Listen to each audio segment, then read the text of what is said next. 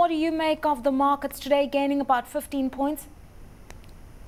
The market was more or less pretty quiet, apart from one big trade in Kabaside that I think drove most of the turnover today. All right, so let's talk about the shilling, obviously, because that's going to be a major source of focus as we look at inflation, we look at the CBK, what's to be done, interest rates rising, and people expecting them to rise even sharply going forward. What's your outlook for the shilling? We expect the shilling to keep strengthening if, because I mean, CBK has made it pretty clear that that's its #1 priority, followed by I think inflation and the interest rates fall on the back burner for the time being, because we've seen them rising quite steeply over the past, I'd say, 6 weeks. And just as you mentioned, they were in the market. The central bank was in the market earlier this week looking for about 8 billion from a market that was already very short of liquidity. This week was a tax-paying week, where corporate tax, the last installment of corporate tax, was being paid out by banks and institutions. So quite a lot of liquidity was sucked out of the system. And CBK also came in looking to pick about 8 billion. They got bids of about 4.5 billion, but only accepted about a billion at 4.5.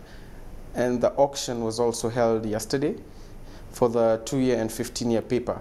So as expected, the yields did go up. The 2-year, which was issued about 2 months ago, and they issued a new one yesterday, rose by about 180 basis points. The 15 years also gone up by over 100 basis points over the last primary issue. So all around, we expect yields to keep climbing until probably maybe the end of the financial year, right, where we might see a slight change in the government policy. How is all of that going to impact on investments into fixed income securities? And the reason I'm asking is there were reports earlier this week that investors are just looking at short 10-year bonds, for instance, 3-month papers, rather than looking at full year or even some of the 3- to 5-year papers. They're really a bit nervous about what's going to happen regarding the interest rate cycle. That's quite true. In fact, looking at, for example, the overnight rate, which is almost at the CBR level. It's about levels of between 4.5 and 5% at the moment, which is a sharp rise from about 3 months ago, which was at levels of about 1%, 1 to 1.2%. So, and if you compare that with the Treasury bill, which is the 91-day Treasury bill, which is at levels of 3% and 3.2%, the 6-month Treasury bill. I mean, most people would rather do overnight short lending, 7-day, 1 week, 7-day and a bit longer than that, because the returns are quite good. And also with inflation figures this month, well, we're expecting double-digit figures. I mean, we're looking at levels of between 11 to 12%. So actually what's happening with short tenor bonds is we actually have a negative return. Let's talk about what's happening on the equities front. Obviously, the listing today of CFC Insurance.